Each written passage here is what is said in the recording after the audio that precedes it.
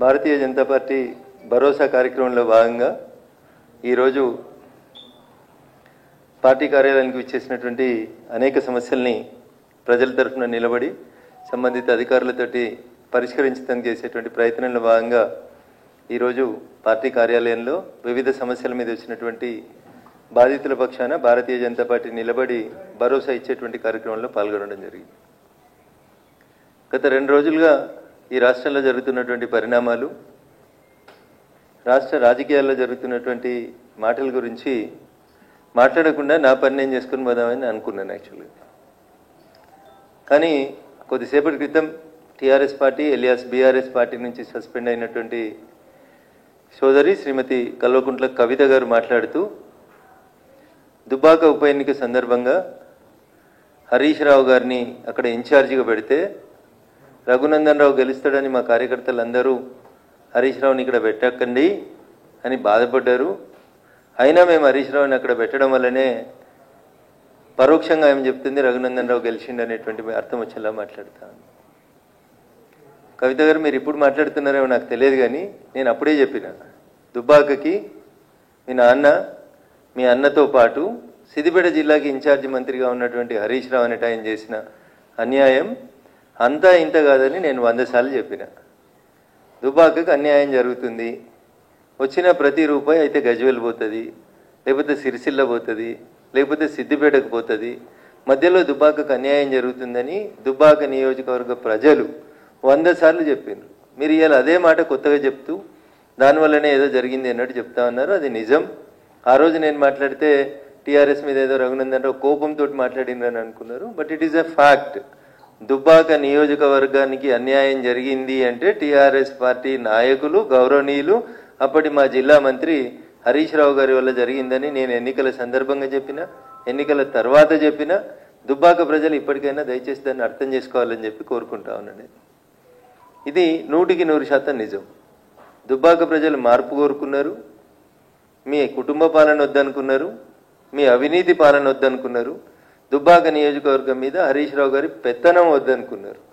అందుకనే దుబ్బాక ప్రజలు స్వచ్ఛంగా మనస్ఫూర్తిగా ఓటేస్తే రఘునందన్ రావు గెలిచిండు తప్ప ఎవరి దయా దాక్షిణ్యాలతో రఘునందన్ రావు ఆ ఉప ఎన్నికలలో గెలవలేదు. 100% దుబ్బాక నియోజకవర్గ ప్రజలు మార్పు కోరుకున్నారు. హరీష్ రావు గారు దుబ్బాకకు చేస్తున్నటువంటి అన్యాయానికి వ్యతిరేకంగా రఘునందన్ రావు కొట్లాడగలుగుతాడు అని విశ్వసించిరు కాబట్టే నాకు ఓటేసిరు తప్ప ఇంకొకటి కాదు. ఇక మీ కుటుంబ పంచాయతీలో మా అందరి పేర్లు కూడా మీరు మాట్లాడుకుంటూ పోయినారు. ఎస్, 100% మీరు ప్రస్తావించినటువంటి పేర్లలో దాదాపు అన్ని పేర్లు కూడా మీకు అందరికీ తెలుసు, మీ నాన్నగారికి కూడా తెలుసు. ఎవరెవరికి మీరు ఎట్లెట్లా అన్యాయం చేసిరు అనేటువంటి విషయంలో ఇవాళ మీరు కొత్తగా మాట్లాడితే మేమేం చేస్తాం, మీ సానుభూతి మాకు ఎందుకు, కానీ 100% అవన్నీ వాస్తవాలు. 2009లో ఏదో మీ అన్నకు వ్యతిరేకంగా 60 లక్షలు పంపిరు అనేదో మాట్లాడినారు కదా మీరు. ఇవన్నీ పాత చరిత్రనే. కొత్త చరిత్ర నాకు ఎమ్మెల్సీ ఎన్నికలలో 2009లో మహాకూటమి అభ్యర్థిగా ఇస్తే అప్పటి జిల్లా పార్టీ అధ్యక్షునిగా నన్ను ఎవరు ఓడగొట్టినో కూడా నేను పార్టీ అధ్యక్షుడైనటువంటి గౌరవనీయులు చంద్రశేఖరరావు గారికి చెప్పిన. కానీ ఆ రోజు కూడా యాక్షన్ తీసుకోలేదు. These are all facts. Nothing is unhidden thing. It is. ఇందులో కొత్తగా ఆమె చెప్పింది ఏం కూడా లేదు. రేవంత్ రెడ్డి గారు హరీష్ రావు గారు ఒకటే ఫ్లైట్లో వచ్చిర్రని, వాళ్ళిద్దరూ కుమ్ముక్క అయినరని, మెదక్ పార్లమెంట్ ఎన్నికలలో నన్ను ఇబ్బంది పెట్టాలని చూస్తున్నారని, కాంగ్రెస్ టీఆర్ఎస్ 2 కొల్లుడై నేను గెలవకుండా చూడాలని ప్రయత్నం చేస్తున్నారని నేను మీడియా ముందుకు వచ్చి చెప్పినటువంటి తారీఖు 22 మార్చ్ 2024 రోజే వచ్చి చెప్పిన. నేను మార్చి 2024 నాడు ఆస్ట్రేలియా నుంచి కనెక్టింగ్ ఎయిర్ ఇండియా ఫ్లైట్ నెంబర్తో సహా చెప్పిన. నేను బిజినెస్ క్లాస్లో వస్తూ ఢిల్లీ నుంచి వస్తుండగా గౌరవనీయులు ముఖ్యమంత్రి గారు హరీష్ రావు గారు ఇద్దరు అదే ఫ్లైట్లో ట్రావెల్ చేసినారు. నన్ను ఓడగొట్టేందుకు ఇద్దరు ముచ్చట పెట్టుకున్నారనే విషయాన్ని నేను ఇవాళ కొత్తగా చెప్పలేదు. ఎన్నటి చెప్పిన, ఇది 22 మార్చి 2024లో చెప్పిన. నేను అదే విషయాన్ని ఈరోజు మళ్ళీ కవిత గారు కూడా ఎండార్స్ చేసినారు తప్ప ఇందులో కొత్త విషయం ఏముందని నేను అనుకుంటలేను. 2-3 సార్లు వాళ్ళు దుబ్బాక ఎన్నిక రఘునందన్ రావు అనే మాట తీసినారు కాబట్టి నేను ఈ విషయాలు చెప్తా ఉన్నాను తప్ప మాకు ఆ విషయాల గురించి, వాళ్ళ పార్టీ వ్యవహారాల గురించి, వాళ్ళ పంచాయతీల గురించి, వాళ్ళ కుటుంబం గురించి, వాళ్ళ కుటుంబ పంచాయతీల గురించి మేము మాట్లాడదలుచుకోలేదు. మేము ప్రజల కోసం పనిచేస్తాం. భారతీయ జనతా పార్టీ ప్రజల పక్షాన్నే నిలబడుతుంది. పాల వ్యాపారం చేస్తారా, నీళ్ళ వ్యాపారం చేస్తారా, ఒకళ్ళ కాలు బట్టి ఒకళ్ళు లాగుతారా, మరి పాల వ్యాపారం చేస్తుంటే ఇంతకాలం ఏం చేసిరు? అయోధ్య రెడ్డి గారు ట్వీట్ చేస్తే బహుశా అయోధ్య రెడ్డి గారు ఇప్పుడు ఎక్కడనో కమిషనర్గా ఉన్నట్టున్నారు, ఇన్ఫర్మేషన్ కమిషనర్గానో సమాచార హక్కు చట్టం కింద కమిషనర్గానో ఎక్కడ ఉన్నట్టున్నారు.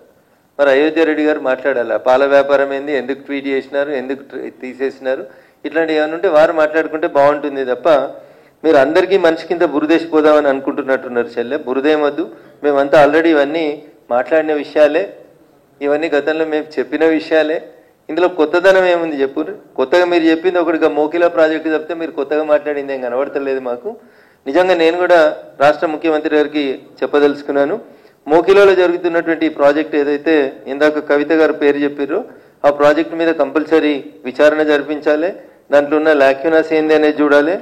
ఆ మోకిలా ప్రాజెక్టుకి సంబంధించి అనుమతులేంది, డబ్బులేంది, ఈ పోచంపల్లి శ్రీనివాసరెడ్డి అనేటువంటి ఎమ్మెల్సీ ఏడికేలో ఏడ శ్రీమంతుడు అయిండు, నవీన్ రావు అనేటువంటి ఎమ్మెల్సీ అవకతవకలేంది, వీటి మీద రాష్ట్ర ముఖ్యమంత్రి గారు ఏసీబీ డీజీ వెంటనే చర్య తీసుకోవాలి. ఇట్లా అడ్డగోలుగా సంపాదించుకొని పైసలతోటి ఇష్టం ఉన్నట్టు చేసుకుంటూ పోతున్నటువంటి ఈ సామ్రాజ్యాన్ని విస్తరించుకునేటువంటి కార్యక్రమాన్ని బంద్ చేసేయాలి. టీఆర్ఎస్లో ఎమ్మెల్సీల పేరిట పోచంపల్లి శ్రీనివాసరెడ్డి గారైనా నవీన్ రావు గారైనా వీళ్ళు చేసినటువంటి పాప పనులన్నింటిని కూడా కాంగ్రెస్ ప్రభుత్వం వెంటనే విచారణ జరిపించాలని చెప్పి నేను ఈ సందర్భంగా డిమాండ్ చేస్తా ఉన్నా. వీళ్ళే కాదు పాపం, మా చెల్లె మర్చిపోయింది, ఇంకొక ఆయనే సంతోషరావుకి సడ్డకుడో వియంకుడో చుట్టమో ఒక ఆయన అవుతాడు, డీసీపీ పేరు సందీప్ రావు. ఈయనను పెట్టి నా దుబ్బాక ఉప ఎన్నికల సందర్భంగా ఈజ్ ద సూపర్ మ్యాన్ అన్నట్టు, పోలీసులో సూపర్ కాప్ అయినా, టెలిఫోన్ ట్యాపింగ్లో కానీ పైసలు పట్టుకోవడంలో కానీ ఇప్పటిదాకా పేరు ఎవరు మాట్లాడలేదు కానీ వారి పేరు సందీప్ రావు.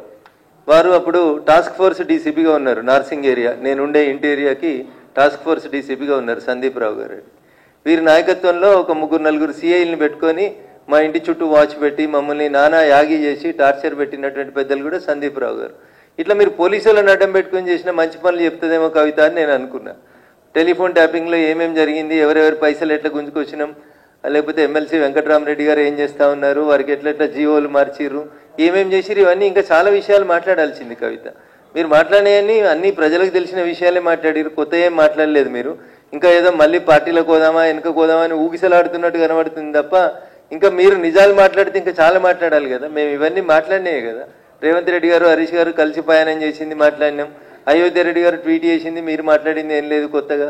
ఇందులో కొత్త కనబడుతున్న ఏమైనా ఒక సంతోష్ రెడ్డి ఆయన కడుతున్న శ్రీనివాస్ రెడ్డి ఆయన కడుతున్న విల్లాస్ తప్ప మీరు కొత్తగా ఏం మాట్లాడినట్టు కనబడతలేరు.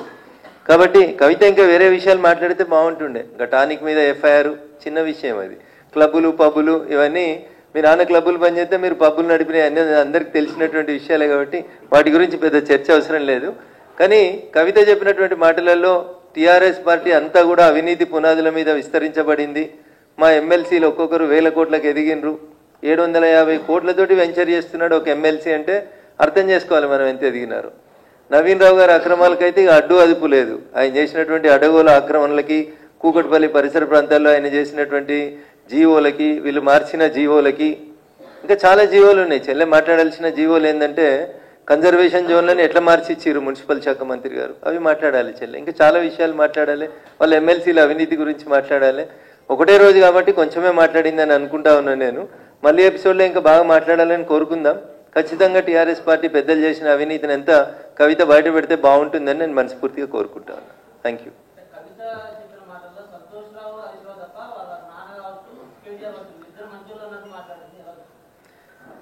సొంత కుటుంబాన్ని కాపాడుకోవాలనే ఆలోచనని నేను తప్పుపట్టదలుచుకోలేదు. బట్ నేను అడుగుతుంది ఏంటంటే ఈ పోచంపల్లి శ్రీనివాసరెడ్డి చేసిన అవినీతి మీద, నవీన్ రావు గారు చేసినటువంటి అవినీతి మీద మీరు పార్టీలో ఉన్నప్పుడు లేదా మీరు ప్రభుత్వంలో ఉన్నప్పుడు ఎందుకు చర్యలు తీసుకోలేకపోయినారనేది ఒకసారి ఆలోచించాలి. నేను చెప్తాను, ఇంకా పటాన్చెరు ఏరియాలో మీరు చేసినటువంటి కన్వర్షన్ ఆఫ్ ల్యాండ్స్ చెప్తాను, ఐడియా బొల్లారంలో మీరు చేసినటువంటి కన్వర్షన్ ఆఫ్ ల్యాండ్స్ చెప్తాం. ఒక జోన్లోంచి ఇంకొక జోన్లోకి మార్చి ఏ ఎమ్మెల్యేల పేరు మీద ఎవరెవరి పేరు మీద మీరు ఎట్లెట్లా చేసిరో అడగోలు మాటలు ఇవన్నీ బయటకు వస్తాయేమనుకున్నాం. మీరు మాట్లాడితే ఏం రాలేదు. ఖచ్చితంగా సమయం చూసుకొని మేము కూడా మీరు మాట్లాడినటువంటి మాటలు కాక ఇంకా మిగతా అన్ని మేము కూడా మీడియా ద్వారా బయట ప్రపంచానికి చెప్పాలనుకుంటా ఉన్నాం. మేము ఇంకా మీ ద్వారానే ప్రజలు వింటే బాగుంటుంది. మేము మాట్లాడితే ఏదో కక్ష సాధింపు కోసం మాట్లాడినామని అనుకుంటారు.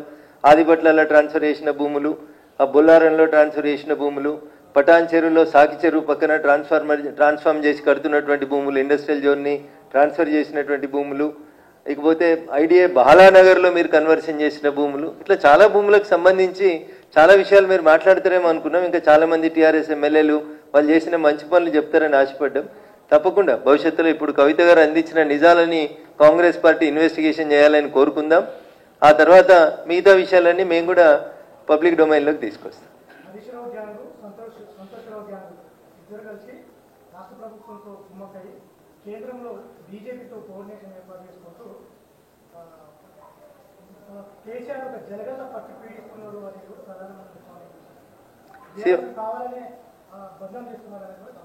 భారతీయ జనతా పార్టీ ఏ రోజు కూడా తన లైన్ దాటి మాట్లాడలేదు.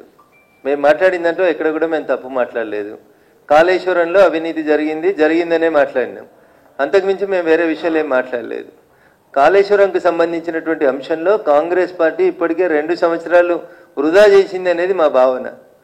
ఈ విషయం ఎప్పుడో కాళేశ్వరంకు సంబంధించినటువంటి కేసు సిబిఐకి ఇచ్చి ఉంటే ఈ పడికి సగం ఇన్వెస్టిగేషన్ అయిపోతుంటుంది. నిన్న మహేష్ కుమార్ గౌడ్ గారు మాట్లాడిన దాంట్లో అన్యాపదేశంగానే కాంగ్రెస్ పార్టీ ఎట్లా కుట్ర చేస్తుందనే చెప్తారు. ఆయన ఏమంటాడు, వచ్చే ఎలక్షన్ల వరకు ఒకవేళ సిబిఐ ఈ కేసు తేల్చకపోతే బీజేపీ బీఆర్ఎస్ కుమ్ముక్క అయిందని మేము ప్రజల్లోకి తీసుకుపోతాం. 2 ఏళ్ళు మీరు దాచిపెట్టుకోవచ్చు ఫైళ్ళు, 2 ఏళ్ళు మీరు ఇన్వెస్టిగేషన్ పేరిట పక్కకు పెట్టవచ్చు. లాస్ట్ 1 ఇయర్ మాకు కూడా ఎలక్షన్స్ ఉంటాయి కదా. ఇప్పుడేదో సిబిఐకి హ్యాండ్ ఓవర్ చేస్తామని ఇంకా కోర్టు ఏం తెలుస్తుందో తేలనే లేదు. మమ్మల్ని బదనాం చేసేందుకు అప్పుడే రంగం సిద్ధం చేస్తూనే ఉన్నారు. కానీ Bharatiya Janata party we don't want to blame anybody. మేము నిజాయితీగా ఉన్నాం. కాళేశ్వరంలో అవినీతి జరిగిందని చెప్పినాం. టెలిఫోన్ ట్యాపింగ్ జరిగిందని మొదటి నుంచి రఘునందన్ రావు చెప్తున్నాడు. ఇప్పుడు చెప్పిన డీసీపీ సందీప్ రావే నన్ను ఇబ్బంది పెట్టినాడు దుబ్బాక ఉప ఎన్నికలలో అని చెప్తా ఉన్నాను. నా టెలిఫోన్ ట్యాపింగ్ చేసిర్రు అని చెప్పినాను. సందీప్ రావు అనేట ఆయనను ముద్దాయి ఎందుకు చేయలేదనేది సిట్ ఆలోచించాలి ఇవాళ. ఎందుకంటే సందీప్ రావు అనేటువంటి వ్యక్తి నార్సింగ్ లాంటి ఏరియాలో కూర్చొని ఎన్నెన్ని అవకతవకలు చేసిండో ఒకసారి ఆయన టీం ఏంది, ఆయన కింద పనిచేసినటువంటి సిఐలు ఎవరు, ఏసీపీలు ఎవరు, వాళ్ళ మూవ్మెంట్ ఏంది, వాళ్ళ ఫోన్లు ఏంది ఒకసారి సిట్ విచారించాలి. Straightly I'm alleging against a DCP who worked as a task force DCP Narsingi. మా ఇంటి మీద నిఘా, మా కుటుంబ సభ్యుల మీద నిఘా పెట్టి వెనకాల షాడో పార్టీల్ని పెట్టి ఈయన చేసిన అరాచకాలు ఎందుకు సిట్ దృష్టికి ఎందుకు వస్తలేవో ఒకసారి సిట్ అధికారులు కూడా ఆలోచించుకోవాలి. సందీప్ రావు ఏ హోదాలో చేసిండు, సంతోష్ రావుకి సడ్డకుడో వియ్యంకుడో ఏదో హోదాలో చేసినాడు తప్ప ఎవరైనా ఎక్కడెక్కడ పోస్టింగ్లు చేసినాడు. మేడ్చల్ చేస్తాడు, నార్సింగ్ చేస్తాడు, ఎల్బీ నగర్ చేస్తాడు. మొత్తం క్రీమీ ఏరియాలో అన్ని సెటిల్మెంట్లు సంతోష్ రావు గారు, సందీప్ రావు గారి ద్వారానే చేసుకుంటూ వచ్చారు తప్ప కొత్తగా ఏం లేదు కదా. కాబట్టి నిజంగా సిట్ కవిత చేసిన ఆరోపణ నిజం కాకపోతే సిట్ రేవంత్ రెడ్డి గారు చాలా సీరియస్గా వీటన్నింటి మీద కుమ్ముక్కు రాజకీయాలు ఉన్నటువంటి నిజం కాకపోతే సిట్ వెంటనే సందీప్ రావు మీద కూడా విచారణ ప్రారంభించాలి.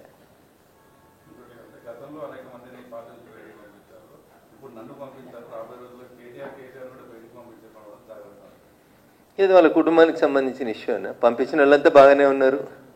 రేపు కవిత కూడా బాగానే ఉంటుందని అనుకోవాలి మరి ఈ లెక్కన. ఎందుకంటే టీఆర్ఎస్లోకి వెళ్ళి బయటకు వచ్చిన వాళ్ళు ఎవరు నష్టపోలేదు, ఎవరు పోరాటం వాళ్ళు చేసిరు, నిరూపించుకున్నారు, వాళ్ళ సొంత కాళ్ళ మీద నిలబడ్డారు.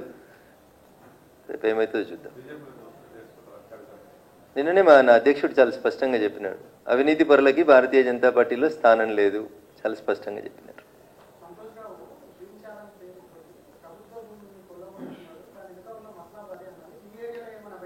సో మా నర్సాపూర్ ఫారెస్ట్కి సంబంధించి హెటిరో డ్రగ్స్ అనేటువంటి కంపెనీ తోటి నర్సాపూర్ ఫారెస్ట్ని దత్తత తీసుకోమని వాళ్ళతోటి 10 కోట్ల రూపాయలు ఇప్పించి పొద్దుగాల 6 గంటలకు వచ్చి లోకల్ ఎమ్మెల్యేకి తెలియకుండా అప్పటి మంత్రి అల్లోళ్ళ ఇంద్రకరణ్ రెడ్డి గారి పేరుతో పెద్ద శిలాపలకం వేసి అక్కడ నర్సాపూర్ ఫారెస్ట్ని దత్తత చేసినట్టు చేసి హెటిరో డ్రగ్స్ అనేటువంటి సంస్థ నుంచి 10 కోట్లు తీసుకొని అదేదో గ్రీన్ ఛాలెంజ్ చేసినట్టు చేసిరు. ఒక్క మొక్కనాటలే నర్సాపూర్ ఫారెస్ట్లో. దానికి ముంగట పునాది రాళ్ళు వేసి కట్టేసి చిన్న గోడ 1 ఫీట్ గోడ కట్టి దానికి తెలంగాణ ప్రభుత్వము అటవీ శాఖ అనేది ఒక బోర్డు పెట్టుకున్నారు తప్ప హెటిరో డ్రగ్స్ వాళ్ళు ఇచ్చిన 10 కోట్లు ఏడిపోయినాయి, నాగార్జున గారు ఇచ్చిన పైసలు ఏడిపోయినాయి, ప్రభాస్ ఇచ్చిన పైసలు ఏడిపోయినాయి, అసలు సంతోష్ రావు గారి ఆస్తులు ఎట్లా పెరిగినాయి అనేది ఒకసారి నిజంగా ప్రభుత్వం ఆలోచించాలి. నేను మా డిఎఫ్ఓ గారికి చెప్పాను, మెదక్ డిఎఫ్ఓ గారికి ఇయ్యాలో చెప్పలేదు. నేను నర్సాపూర్ ఫారెస్ట్లో ఈ అల్లోల ఇంద్రకరణ్ రెడ్డి గారు అర్ధరాత్రి వచ్చి బోర్డు వేసి నర్సాపూర్ ఎమ్మెల్యేకి చెప్పకుండా చేసుకొని పోయిన కార్యక్రమానికి సంబంధించి నేను ఆల్రెడీ మా డిఎఫ్ఓ మీదకి ఒక కంప్లైంట్ పెట్టున్నాను. దీని మీద ఈ నిధులు ఎటుపోయినాయి విచారణ జరపండి.